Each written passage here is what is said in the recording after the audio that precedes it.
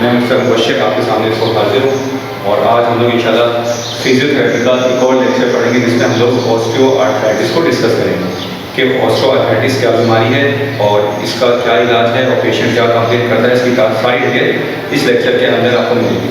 अच्छा, ऑस्टियोआर्थराइटिस को समझने के लिए ज़रूरी है कि सबसे पहले आप लोग जॉइंट्स को समझें। जॉइंट्स का मैं पूरा लेक्चर नहीं दे रहा हूँ, उसमें जॉइंट्स का वगैरह इंशाल्लाह आपको अलग से लेक्चर रिकॉर्ड करा दिया जाएगा। अगर मैं जॉइंट्स में इसको पढ़ाऊँगा तो मेरा लेक्चर बहुत ज़्यादा लंबा हो जाएगा। बस मैं मुख्तसर से आपको बात बता रहा हूँ कि जहाँ पर दो बोन्स आके टकराएं, दो बोन्स आके कंबाइन हो, the place where two bones are combined together, this place is called joint, वो जॉइंट कहलाता है। अच्छा, जब जॉइंट दो टकराते हैं तो हमें जैसे कि दो दरारियाँ का टकराती हैं, तो दो रेट जब टकराएंगी तो हमें उसके बीच में ऑयल लगना होता है ताकि उसके अंदर फ्रीक्वेंसी रहे, यानी कि उसकी मूवमेंट ईजिली होते हैं। जॉइंट्स के अंदर ऑस्टियोआर्थराइटिस के अंदर क्या होता है, जब आपके जॉइंट्स जो है वो थोड़े दो बोन्स को टकरा रही होती है, उसके बीच में एक साइनोवियल फ्लूइड होता है। तो साइनोवियल फ्लूइड जो होता है वो थोड़ा सा डिक्रीज होना शुरू होता है यूरिक एसिड की वजह से या फिर एजिंग फिनोमेना की वजह से। और क्या होता है, आपकी दोनों बोन्स टकराना शुरू हो जाती है। जब ये बोन्स दोनों टकराती हैं, इनके दरमियान का गैप कम होता है, तो पेशेंट जो है वो कुछ चीज़ें फील करता है, जिसको पेन होता है और जॉइंट्स आपका स्वेल हो जाता है। अच्छा, ये होता क्यों, ये डीजनरेटिव जॉइंट डिजीज है। इसका मतलब है कि इस पर डीजनरेशन हो जाती है। डीजनरेशन का मतलब क्या होता है, मैं आपको समझाता हूँ आसान अल्फाज में। ये देखें, डीजनरेशन का मतलब होता है कि बोन जिस तरह जनरेट होनी चाहिए उससे इलावा यानी कि थोड़ी सी रॉन्ग डायरेक्शन में जनरेट होना शुरू हो गया, यानी कि उसके कॉर्नर्स और कॉन्डाइल्स की तरफ से एरिया बढ़ना शुरू हो गया। और क्या हुआ, तो दोनों एक बोन का या दोनों बोन का बड़ा टकराना शुरू हुआ, जिसकी वजह से पेन और स्वेलिंग जो है वो बढ़ जाती है और आपका साइनोवियल लिक्विड और आपकी जो ऊपर की सरफेस होती है बोन की, कॉन्डाइल की, वो भी मुतासिर होती है।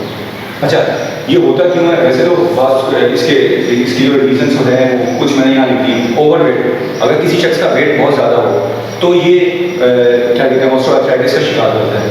अच्छा, ऑस्टियोआर्थराइटिस में एक चीज़ और कि इसमें आपके जो जॉइंट्स जो हैं, कौन कौन से जॉइंट मुतासिर होते हैं। वैसे अक्सर जो है इसमें तकरीबन तमाम बॉडी के तमाम जॉइंट्स जो हैं वो मुतासिर होते हैं, वो मैं नीचे इंशाल्लाह डिस्कस करूँगा। पहले मैं आपको इसकी कॉजेज बता दूँ। कॉजेज में क्या है कि ओवरवेट होने की वजह से ये बीमारी बढ़ती है। दूसरा, अगर आप अपना कोई भी जॉइंट जो है वो ओवरलोड कर दें, मिसाल के तौर पे जैसे आपने देखा है कि एथलीट्स हैं वो अक्सर अपनी रनिंग वगैरह कर रहे हैं या फिर वेट ट्रेनिंग्स वगैरह कर रहे हैं, तो अपने किसी मसल्स को या अपनी बोन्स को ओवरलोड कर देते हैं, तो जिसकी वजह से ये वाली बीमारी आना शुरू रहती है। यहाँ पे मैंने मेंशन भी किया related strain from activity injury. इसके अलावा भी और बहुत सी, ये तो मैंने स्पोर्ट्स की एग्जाम्पल दी है। आपने अक्सर कराची के अंदर टेलर्स को देखा होगा, टेलर्स अक्सर पूरे दिन खड़े होकर सिलाई कर रहे होते हैं, तो उनके भी ऑस्टियोआर्थराइटिस का ये मसला रहता है। इसके अलावा अक्सर टीचर्स हैं, खातिन टीचर्स जो है वो खड़े होकर पूरे दिन पढ़ाती हैं, या और कोई ऐसी किसी वजह से आप अपना जॉइंट्स में कोई बॉडी का जॉइंट उसको ओवरलोड कर रहे हैं, तो उसकी वजह से आपका ऑस्टियोआर्थराइटिस जो है वो बॉडी के अंदर आना शुरू हो जाता है। अच्छा, इसके साइन और सिम्टम्स क्या हैं, पेशेंट जो है वो पेन बताएगा, स्वेलिंग होगी, रिस्ट्रिक्टेड मूवमेंट, उसकी मूवमेंट रिस्ट्रिक्टेड हो जाएगी। अच्छा, इसी में नीचे मैंने एक चीज़ बताई है कि इसमें कॉमन जो है वो, वैसे तो कंपैरिजन किया जाए तो ख़वातीन में इसका जो है रेशो ज़्यादा है मर्दों के मुकाबले में, लेकिन मर्दों के अंदर इसके अक्सर जो जॉइंट मुतासिर होते हैं वो देखिए मैंने यहाँ पे मेंशन किया हुआ है, आपका ये वाला ये शोल्डर जो है आपका इसका मुतासिर होता है मर्दों का। ख़वातीन के अंदर ये नी जॉइंट, मैंने यहाँ पे कहना मतलब ये ख़वातीन के अंदर नी जॉइंट इसमें मुतासिर होता है, लेकिन बाज़ औक़ात ये आपके बैकबोन यानी आपकी जो पूरी बैकबोन है उसके दरमियान उसमें आना शुरू होता है। जब उसमें आता है तो आपके जो जॉइंट्स है ऊपर और नीचे, तो इसके बीच का गैप कम होता है और आपके जो बीच में डिस्क है वो उसमें वो दब जाती है और आपका इसकी वजह से नर्व के ऊपर लोड रहता है, तो नर्व पे जब कंप्रेशन बढ़ता है तो उसकी वजह से नर्व कंप्रेशन की वजह से मुख्तलिफ एरियाज में पेन आना शुरू होता है। तो ये भी आपका क्या कहते हैं, बात क्या होता है, बहुत से कंप्यूटर ऑपरेटर्स पूरे दिन 8 से 10 घंटे की जॉब कर रहे होते हैं, वीडियो एडिटर्स हैं या और कोई सॉफ्टवेयर इंजीनियर्स हैं, ये सारे जो है पूरे दिन बैठ के काम करते हैं, तो इनको ये नर्व कंप्रेशन आना शुरू होता है, तो इनको भी बार बार एक ही एक्टिविटी करते रहते हैं, तो इनको ऑस्टियोआर्थराइटिस की बीमारी होती है। अच्छा, इसको डायग्नोस कैसे करें?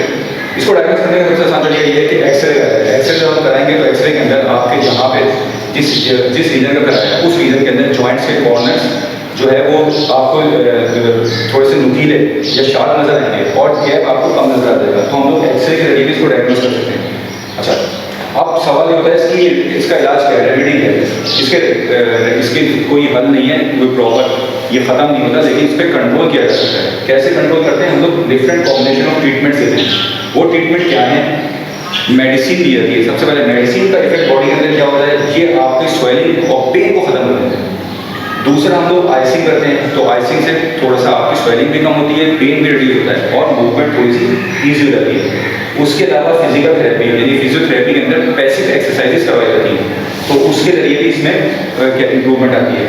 अच्छा, अगर पेशेंट का अगर वेट कम है और उसको ऑस्टियोआर्थराइटिस हुआ है, तो उसको वॉक का हम लोग बोल देते हैं कि आप हल्की फुल्की वॉक करें, तो उससे भी इसमें इम्प्रूवमेंट होती है। अच्छा, स्विमिंग के जरिए और एक्सरसाइज के जरिए भी आपको इसके अंदर अफाका होगा। वो एक्सरसाइज और स्विमिंग और वॉक का इफेक्ट क्या होगा, आपकी मसल्स की स्ट्रेंथ बढ़ जाएगी। मसल्स की स्ट्रेंथ यानी कि प्रॉब्लम तो आपकी रहेगी, लेकिन मस्कुलर स्ट्रेंथ आपकी बढ़ेगी, तो इससे आपका ये थोड़ा सा रिवर्स हो जाएगा, थोड़ा सा आपके यानी कि इसमें पेन भी रिड्यूस हो जाएगा और आपकी एक्टिविटीज ईजी हो जाएगी। अच्छा, इसके अलावा हम लोग ब्रेसेस का इस्तेमाल करते हैं। इसमें बार नी ब्रेस पहनाए जाते हैं कि इसको पहने तो उसमें सारा लोड जो है ब्रेस के ऊपर आ जाता है, तो ब्रेस पे दबाने की वजह से पेशेंट को चलना फिरना थोड़ा आसान होता है। और उसके अलावा अलाइनमेंट्स हैं, अलाइनमेंट की बाकायदा पूरा ट्रीटमेंट कराया जाता है कि किस तरह अलाइनमेंट की जाए, तो ये कंट्रोल में आए। अच्छा, इंजेक्शन भी आपके लगाए जाते हैं। हाइड्रोनिक्स का इंजेक्शन लगाया जाता है। ये जो है एक ऐसा केमिकल है जो बॉडी के अंदर जाके बिल्कुल ऐसा रिएक्ट करता है जैसे कि आपका साइनोविल लिक्विड, यानी कि आपका जो लुब्रिकेंट पहले से बॉडी के अंदर कुदरती तौर पर बना हुआ है, जो अल्लाह ताला ने आपकी बॉडी के अंदर बनाया हुआ है, वो ये अगर वो वाला इफेक्ट रिड्यूस हो होता है, तो ये बिल्कुल वही वाला काम करता है, तो इससे भी पेशेंट को फायदा होता है। अच्छा, बाज़ औक़ात अगर ये बहुत ही ज़्यादा आगे बढ़ गया तो क्या करते हैं, इसके लिए हम लोग इसमें सर्जिकल प्रोसेस, मुख्तलिफ सर्जिकल प्रोसेस के जरिए इसको दूर किया जाता है। बार ऑस्टियोटोमी का भी सहारा लिया जाता है। ऑस्टियोटोमी के अंदर क्या होता है कि पूरा नी रिप्लेस कर दिया जाता है, तो नी रिप्लेसमेंट के जरिए भी इसको कंट्रोल किया जाता है। लेकिन ये बहुत यानी कि जब बहुत ही क्रॉनिक पेशेंट होते हैं, तो बहुत पुराना पेशेंट होता है, इसको बर्दाश्त करता तब जाके इसकी सर्जरी होती है। अच्छा, एक चीज़ और, अगर किसी का वेट ज़्यादा है तो अक्सर डॉक्टर्स के पास जाते हैं, तो उनको वेट रिड्यूस के लिए वो कह देते हैं कि आप वॉक करिए, और ऑस्टियोआर्थराइटिस भी होता है। तो ऑस्टियोआर्थराइटिस, अगर कोई बहुत ज़्यादा मोटा आदमी वॉक करेगा तो ऑस्टियोआर्थराइटिस बढ़ जाएगा। वेट भी बिल्कुल कम नहीं होगा। कम क्यों नहीं होगा? क्योंकि वो 2, 4, 6, 8, 10, 12 दिन करेगा, उसके बाद उसका ऑस्टियोआर्थराइटिस मजीद बढ़ेगा, उसकी वॉक भी खत्म हो जाएगी। तो जो ओबेसिटी यानी कि मोटे लोग हैं, वो लोग अपने वेट को रिड्यूस कैसे करें? वो लोग अपने वेट को रिड्यूस करने का आसान तरीका होता है कि आप लोग साइकिलिंग करें या पैडलिंग करें। साइकिलिंग क्या होती है? साइकिल, स्टिल साइकिल, घर में बिल्कुल रिलैक्सिंग हो, वो मंगाएं और उसको चला के डिफरेंट दूसरी बॉडी की और भी बहुत सी एक्सरसाइज जैसे कि विंग्स पुली, जो कि नॉर्मल जिम के अंदर अवेलेबल होती है, विंग्स पुली और बटरफ्लाई वगैरह की एक्सरसाइज वगैरह करी जाए, तो इससे आपका बॉडी का फैट रिड्यूस होगा, ओबेसिटी से ओबेसिटी आपकी डिक्रीज होगी और आप लोग क्या कहते हैं ऑस्टियोआर्थराइटिस के लेवल से बाहर निकलोगे। मगर मोटे लोग वॉक और रन करके अपनी उसको खत्म करने की कोशिश न करें मोटापे, उनके लिए एक्सरसाइज प्रोग्राम कुछ और होगा। तो ये एक मुख्तसर सा फिजियोथेरेपी के अंदर उम्मीद है आपको पसंद